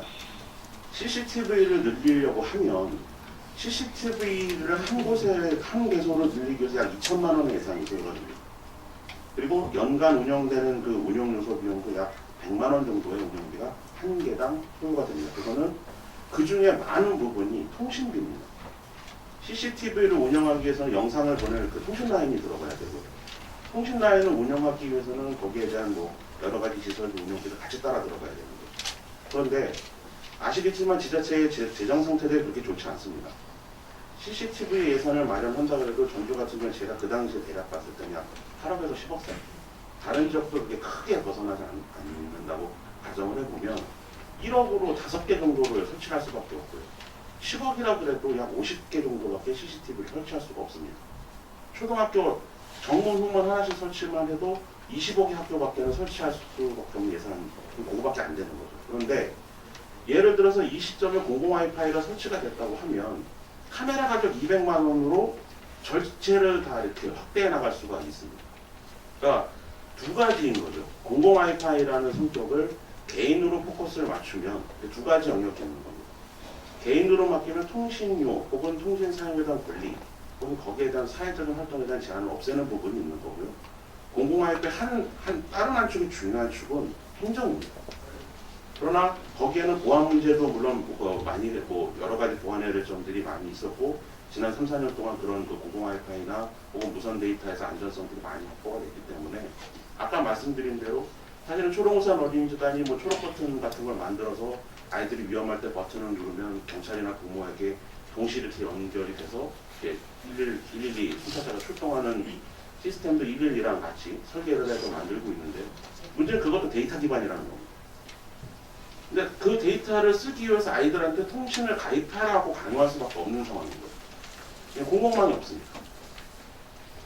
그러니까 물론 현재 스테이터스에서 이것들이 전체 국민에게 보편성 있는 서비스냐라고 질문을 하신다면 아직까지는 그렇지 않다라고 답변 드리는 게 정답입니다. 그렇다고 말하면 그거는 오하고요. 그러나 초록우산 어린이재단 제가 맡고 있는 세션은 크게 두 가지인데 아동 안전 세션하고 노인 문제입니다. 노인 문제 중에 한 가지 사례를 말씀드리면 고독사라는 게 있습니다. 젊으신 분들은 잘 모르시겠지만 독거노인 분들이 이제 혼자 돌아가시는 거를 말씀드리는 거고요. 통상 돌아가신 다음에 몇 개월 뒤고 몇 주 후에 발견이 돼서 이미 부패가 다 진행되거나 가족들에게 연락하는 이런 상황들이 전국적으로 엄청나게 많은 사례들이 있고요. 초록우산 어린이재단이 어린이 쪽 복지도 하고 있지만 노인 복지 쪽도 한 축이기 때문에 거기에 대한 사례를 매주 보고를 받습니다. 근데 그거를 재단에 소속되어 있는 1,800명의 사회복지사들이 전국에 다니면서 그런 사례를 없애려고 발령을 하시고 있지만 그게 인력으로는 불가능하다는 게 결론이었습니다. 그러면 혼자 계신 분들의 건강 상태를 체크한다든지 아니면 움직임이 있다든지 없다든지 이런 것들을 체크하기 위해서는 아까 말씀드린 대로 뭔가의 장치가 또 들어가야 돼요. 근데 그거를 유료망에서 운영하기에는 통신료라는 부담이 또 발생을 하게 됩니다. 독거노인 관리를 위해서 노인분들한테 스마트폰 가입하세요. 이렇게밖에 얘기를 못 드리거든요. 그런데 그런 부분들을 해소하기 위해서 그런 부분들을 일시적으로 와이파이를 달아서 그 지역을 이렇게 커버를 한다든지 뭐 이런 식으로 지금은 임시방송적으로 운영을 하고 있는데, 그러니까 공공재적 성격의 와이파이라는 건 개인적인 의미로 본다거나 아까 말씀드린 요금과 어떤 서비스 접근권이지만, 공공의 영역에서 본다거나 아까 말씀드린 대로 시에서 어떤 그런 행정 서비스 혹은 복지 서비스를 새로 기획을 하고 런칭을 할 때 가장 부담되는 비용이 구축비와 운영비인데, 그게 현재로서는 뭐 많은 정책들이 있지만 그 부분에 서비스에 포커스를 맞추면 그 중에 반 이상이 데이터 통신하고 묶어서 나오는 서비스가 나올 확률이 굉장히 높고, 시간이 지날수록 그 비율은 계속 올라갈 겁니다. 그런데 아까 말씀드린 대로 지금은 시스템대로다가 그런 서비스를 하면 도로부 따로, 어린이부 따로, 여성부 따로, 노인부 따로 통신해서 확보를 해야 되는 이런 이상한 예산 낭비의 요소가 벌어지는 거죠. 그러니까 그거를 그냥 공공 와이파이를 어느 정도 구축을 하고 거기에 보안 시스템을 입혀서 안전하게 꾸민 다음에 거기에 여러 가지 서비스를 올리면 추가 중복 서비스 없이 어떤 그런 복지 서비스를 원활하게 할 수 있음에도 불구하고, 현재 통신사들이 원하는 거는 그런 류의 서비스가 아니라 M2M이라고 그 3G 모뎀을 각 집에 달아달라는 거거든요. 그렇게 운영해도 된다. 그런데 그 M2M이라는 거는 한 달에 기본 5,500원에서 10,000원의 요금이 발생을 합니다. 예를 들어 택시 타시면 카드 결제하시잖아요. 거기에 M2M 모뎀이 들어가 있습니다. 그럼 한 택시는 매달 약 10,000원 정도의 통신요금을 통신사에 지출을 하고 그 카드 결제기를 사용을 하는 거예요. 근데 거꾸로 약간의 기술 발전 추이를 조금 더 봐야겠지만, 이동체, 특히나 고속 이동체에서 와이파이 기술들은 이미 많이 개발이 되어 있습니다.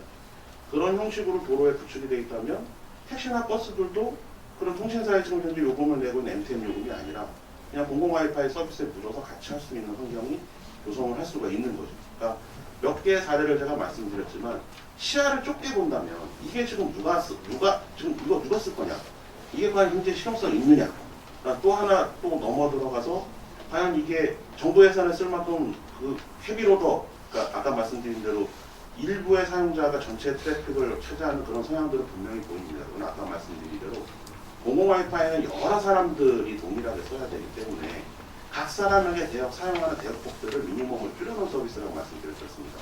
그러면 헤비로더를 하더라도 5메가 대역밖에는 쓸 수 없기 때문에 다른 사람들은 영향은 거의 없다고 보시는 게 맞는 거고요. 그렇게 해서 보편적인 서비스 확대는 향후에 아까 말씀드린 대로 계속 지속적으로 이게 단계가 가고 시점들은 계속 빨라질 겁니다. 이런 서비스는 계속 많아질 테니까요. 그때마다 그러면 지자체가 별도별도의 회선을 확보할 거냐? 이건 말이 안 되는 겁니다. 그리고 아까 말씀드렸다시피 안전과 관련해서는 수많은 센서들이 필요합니다. 수많은 카메라가 필요하고, 물론 그 이면에 또 개인정보 보호라든지 사생활 침해라든지 이런 그 어두운 면이 없는 건 아닙니다. 그러나 그 적정 수준에서 어느 정도 서비스를 구축할 때 그게 어떤 그런 사생활 혹은 개인정보의 보호라는 것 때문에 제한이 된다 그러면 문제가 없겠으나, 예산이라는 문제 때문에 발목이 잡히고 중복 투자라는 문제로다가 발목이 잡혀서 이런 사고들이 계속 발생한다고 한다 그러면 그거는 사실은 지자체 혹은 어른들이 갖춰야 될 것은 책임 방기라고 저는 생각을 합니다. 그래서 공공의 서비스라는 것들이 그렇게 좁은 의미는 사실 아니라는 걸 말씀을 드리고 싶고요. 그리고 사용증에 대한 보편성에 대한 문제도 그렇게 집중화된 어떤 게임, 인터넷 쪽, 검색, 단순히 이런 쪽뿐이 아니라 당장 내 아이가 어디 간다 그러면 부모한테만이라도 아이의 위치를 알려준다 그러면 부모는 되게 마음이 편하겠죠. 근데 그게 지금 현실의 생활에 적용을 해보면 매월 7,000원의 서비스를 내지 않으면 그 서비스는 사용이 불가능하고요. 그게 공공화의 와이파이가 꾸려졌다고 하면 정부에서 혹은 지자체에서 만든 앱을 양쪽 부모 아이한테 설치하면 아이의 정보는 부모한테 이렇게 주기적으로 위치 정보를 하는 서비스, 이런 정도의 서비스는 현재로도 얼마든지 가능합니다. 이상입니다.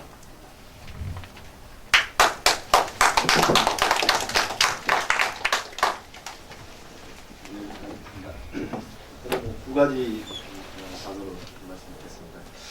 하나는 과유 불급이라는 단어요. 하나는 타임이라는 단어인데요.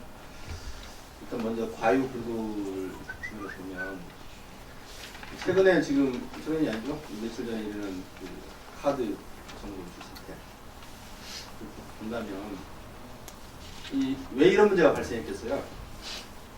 카드사가 고객 관리를 정보를 잘못해서, 물론 그게 이제 드러나는 가장 큰 이유겠죠. 그런데 제가 봤을 때는 더 근본적인 원인은 뭐냐면 고객 정보에 대한 욕망, 욕구가 더 먼저인 거죠. 그러니까 무슨 말이냐면 수집하지 말아야 할 정보를 수집해도 하지 않아도 되는 정보 이상을 과다하게 가지고 있는 거고, 그러한 정보에 대한 욕망을 사실 벗어나지 못하니까 관리할 수도 없고 그 수준을 넘어서는 정보를 가지고 있는 거죠.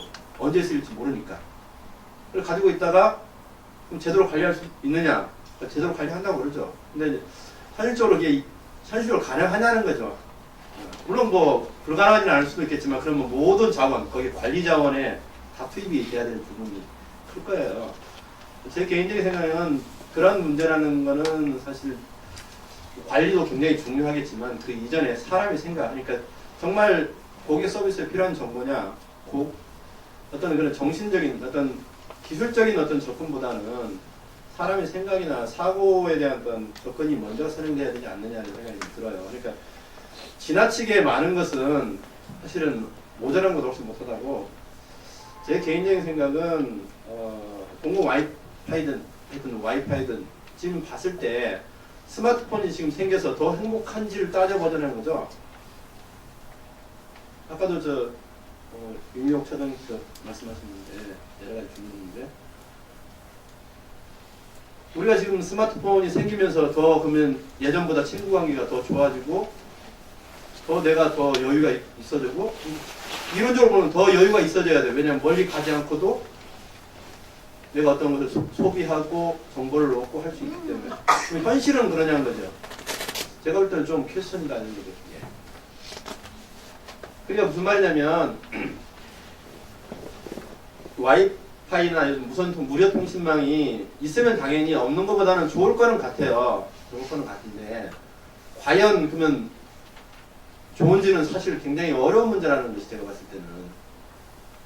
왜 지금 현재 카드 사건이든 아니면 지금 우리 현재 스마트폰 사용자로서 자신을 가만히 돌이켜보면 얼마나 더 좋아진 부분도 있고 나빠진 부분도 있을 거고요. 근데 그게 전체 썩을 봤을 때는 약간 플러스로 갔는지는 모르겠는데, 여하튼 이 와이파이에 대한 어떤 투자, 이게는 좀 이렇게 단순하게 그럴 것은 아니지 않느냐는 생각이 좀 들고요. 그러니까 꼭 필요한데, 그러니까 정말 진짜 예를 들어서 정보 국차를 보지 현재는 당연히 투자가 우선적으로 이루어져야 되겠지만, 정말 물과 공기처럼 언제 어디서든 무한대로 쓸 수 있는 데이터가 과연 나의 삶에 어떤 의미를 가지고 올까는 제 개인적인 좀 퀘스천이라는 생각이고요. 또 한 가지는 이제 타이밍 문제. 사실은 언젠가는 우리가 지금 공기와 뭐 물을 쓰듯이 그냥 데이터 자원을 무한대로 쓸 수 있는 시대가 있을 수는 있겠지만, 지금 시점에서는 과연 적절한지는 역시 좀 약간 의문이라는 것이죠. 그런 것을 고려를 해서 맞다고 판단한다면 상당히 적극적인 투자가 필요할 부분이라고 보여지고, 그래서 한 어떤 그 시 내에서도 더 좁은 단위에서 한번 어떤 것을 해보고 굉장히 의미가 있더라, 가능하다면 그런 어프로치가 훨씬 더 현실적이지 않겠나. 아니 그렇지 않고 어떤 걸 단순한 어떤 관념적이나 이상적인 생각을 가지고 접근한다면 분명히 제가 볼 때는 운영하거나 이런 측면에서 훨씬 더 많은 부작용이나 문제점을 유발할 수도 있기 때문에 조금 고민해야 될 부분이 아닌가. 그러니까 이런 시도조차는 굉장히 좋다고 봐요. 뭐 이렇게 이런 어떤 여러분 모여가지고 과연 우리가 이런 것을 고민해야 되느냐, 그다이 나쁘지 뭐 적절하다고 볼 수도 있고 하여튼 괜찮다고 보지만, 다만 개인적인 생각으로는 공공재까지 앞서가기엔 너무 조금 약간은 좀 앞서 있는 부분이 좀 느낌이 들고요. 그래서 그런 측면을 좀 고려한다 그러면 우리가 하여튼 무료 와이파이명을 통해서 얻을 수 있는 거는 좀 더 많지 않겠나라는 개인적인 생각입니다. 상당히 뜨겁습니다. 좀 팽팽하게 대립하는 느낌이 듭니다. 우리 박종원 연구원께서는 공공 부분에서 오히려 공공 와이파이의 필요성 이걸 강조하셨고, 또 이석태 사무관님께서는 지나치면 오히려 부작용이 있지 않을까 시기적으로도 잘 살펴야 하지 않을까 이런 말씀을 경계해 주시는 말씀을 해주셨습니다. 토론석에서 또 말씀하실 거 있으신가요? 예. 이게 사실 그 정보에 대한 문제는 굉장히 민감합니다. 아까 말씀드린 대로 양날의 검이거든요. 그래서 IH를 확인한다라는 거는 부모 입장에서는 안전한 게 되겠지만 아이의 입장에서는 구속이고 또 다른 면에서 보면 인권에 대한 문제가 발생할 수도 있습니다. 근데 이게 왜 공공에 대한 부분을 제가 계속 강조드리는 건 이런 겁니다. 아까 이제 그 카드 회사도 말씀드렸지만 저희들끼리 토론할 때 보통 그런 얘기 많이 나와요. 근데 오히려 그렇기 때문에 더 공공에서 와이파이를 관리해야 된다는 필요성은 오히려 거꾸로 더 부각이 됩니다. 예를 들어서 현재 SKT를 사용하고 계신 고객이 SKT가 구축된 와이파이에 접속을 하면 SK는 그 정보를 수집을 해서 갖고 있습니다. 그래서 이 사람이 투썸플레이스를 가는지 CGV를 가는지 고속버스 터미널을 탔는지를 SKT는 그 데이터를 수집을 해서 분석을 합니다. 그래서 거기에 적절한 마케팅 툴과 적절한 방법을 내보내는 거죠. 공공의 영역에서 벌어지지 않았기 때문에 발생하는 침해의 한 사례입니다. 그러니까 계속 데이터 서비스가 더 늘어나고 데이터의 접근성들이 계속 확대되는데 그 망의 관리 주체가 사기업일 경우에 지금 제가 말씀드린 이런 패턴을 바꿀 수가 없습니다. KT도 마찬가지인 거고요. LG도 마찬가지인 겁니다. 망에 접속하는 순간 이게 KT 로고가 찍힌 혹은 통신사의 로고가 찍힌 와이파이에 접속을 하면 저도 통신사에서 근무를 했었거든요. 저는 이제 처음에 그 외국에서 공부하고 들어와서 하나로라는 회사에 있다가 그 전에는 시스코라는 외국 업체에 있었습니다. 시스코는 이제 네트워크 장비를 만드는 회사고요. 하나로는 그 서비스라는 회사지 않습니까? 그러면 제가 이제 하나로에 있어서 이제 고객 정보 관리를 들여다보면 집에서 이렇게 인터넷을 키시면 그냥 컴퓨터 켜지면 그게 다라고 생각을 하시잖아요. 그렇지만 서비스 회사들은 언제 로그인했는지, 어떤 사이트를 갔는지, 혹은 그런 정보들이 로고 기록보다 다 남습니다. 나중에 그거에 뭐 검찰에서 그 확인 자료 요청도 하고 아니면 개인이 필요할 때는 그거를 다시 요청 개인이 보는 경우도 간혹 발생을 합니다. 다시 이거를 와이파이라는 무선망으로 접근을 하다 보면 그 공공재 서비스에서 확대를 하는데 이게 통신사하고의 일부의 좀 관리 주체의 문제거든요. 이 망의 관리 주체가 누구냐? 그럼 이 망에 대한 인증과 정보 수집을 누가 하느냐의 문제는 사실 굉장히 중요한 문제입니다. 그래서 저는 정부와 지자체가 더 적극적으로 나서야 된다고 말씀을 드리는 거죠. 예를 들어서 아까 말씀드린 대로 지금 현재 그 와이파이에 대한 구축은 1대1로 미래부 지자체 통신사 이렇게 구분을 해서 구축하는 사례들이 꽤 많이 있습니다. 그 친구들. 그런데 결국은 그런 망에 대한 구축 혹은 아까 말씀드린 대로 통신사들의 망 개방을 통신사 구축하는 AP를 공개하면 되느냐. 당장은 그래 보입니다. 그렇지만 그 하단에는 그런 또 칼날이 숨어 있는 겁니다.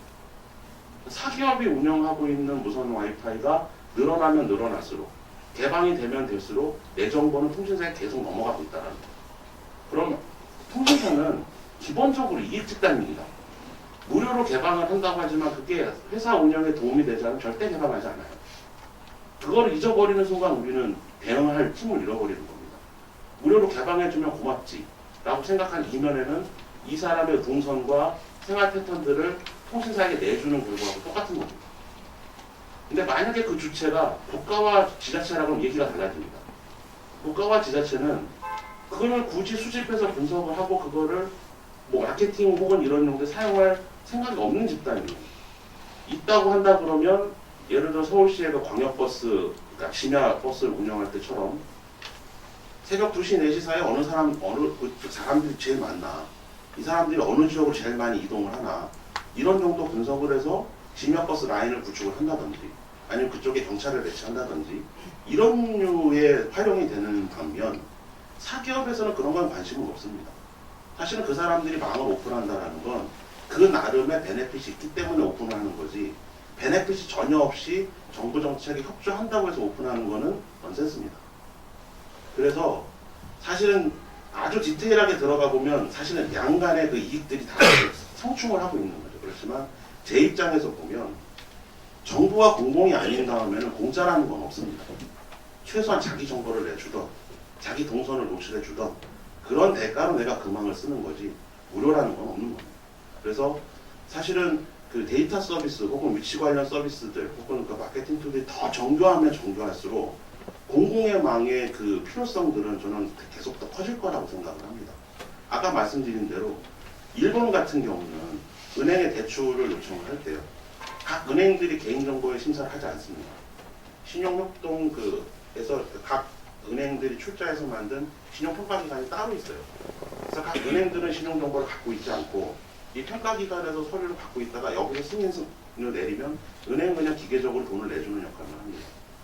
그러니까 그렇게 가능했던 것들은 사실 처음에 시스템 설계를 할 때 이게 어디까지 공공의 영역으로 넣을 건지 정확하게 분석이 됐기 때문에 가능한 거거든요. 근데 아직은 그런 부분들은 논의 단계이고 아직 이런 것들이 구축되지는 않았기 때문에 구축을 시도하거나 아니면 향후 구축될 필요성이 있다고 하면 개인정보 혹은 위치정보의 관리 주체를 누가 할 거냐라는 부분들은 오히려 공공이 맞는 게 저는 맞다고 생각을 합니다. 이상입니다. 뭐가 막 많이 어렵죠? 사실은 제가 하려고 했던 얘기를 방금 김원 박사께서 하셨는데 그냥 단순하게 생각하면 그겁니다. 어느 순간 이 통신 3사가 운영하는 와이파이망에 여러분들의 접속이 하루에 10번이 되고 하루에 100번이 되고 그 횟수가 쌓이잖아요. 그럼 여러분이 인터넷을 휴대폰으로 딱 여는 순간 여러분이 제일 좋아하는 빵의 광고를 맨 먼저 보게 돼요. 무슨 말씀인가 이해 가세요? 이 통신 3사는 늘 여러분들의 이 행동 양식을 추적할 수가 있고 추론해낼 수가 있다고 합니다. 그것을 상업적으로 사용한다고 합니다. 그래서 공공망이 사실은 더 필요하다라고 하는 얘기가 그 뒷받침을 되는 거고요. 우리 사무관님께서 이석태 사무관님께서 과요불급 말씀하셨는데 저는 어떻게 그 얘기가 들리냐면 돈 내고 쓰는 것은 마음껏 돈 내고 써도 되는데 공짜로 쓰는 건 안 된다 이렇게 자꾸 들려요. 왜 그런 거죠? 그렇다고 하면 LTE망을 처음부터 정부에서 허가를 하지 않았어야죠. 그것이 과요불급이라고 해요. 저는 이 대목에서 정부가 누구의 이익에 충실하려고 하는가에 대한 철학적, 정치적 관점까지도 저는 이렇게 보게 된다 이렇게. 저는 우리 시민들에게 조금이라도 도움이 되는 거라고 하면 그것이 그리고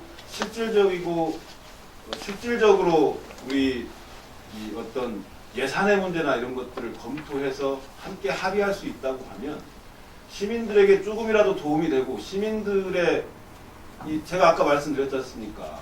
가계저축률이 3%대라니까요. 80년대 저축률 현격이 떨어져서 집에서 전부 다 이게 아파트 한 채 사면 그 아파트 대출금 받고 나서 대출금 받고 나면 한 달에 그 달 벌어서 먹고 사면 더 이상 저축할 돈이 없는 형태로 가고 있는 게 우리의 지금 현재 우리 시민들의 현실입니다.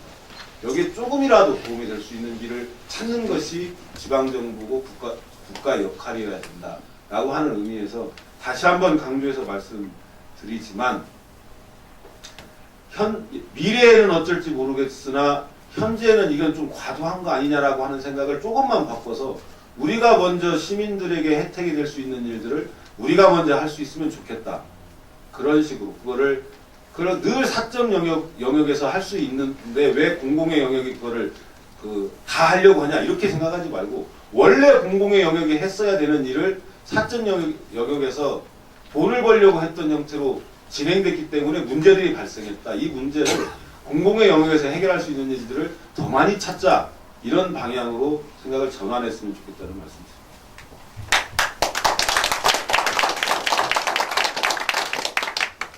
또 말씀하십시오.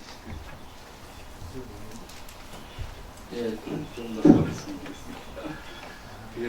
아까도 뭐 정부가 관리하면 뭐 정보를 더 낫다 이런 말씀하셨는데 사실 이게 이제 국내만 우리가 인터넷을 쓴다고 그러면 뭐 조금 맞는 말일지 모르겠어요. 근데 사실은 이게 전 세계적으로 거기 연결돼 있어요.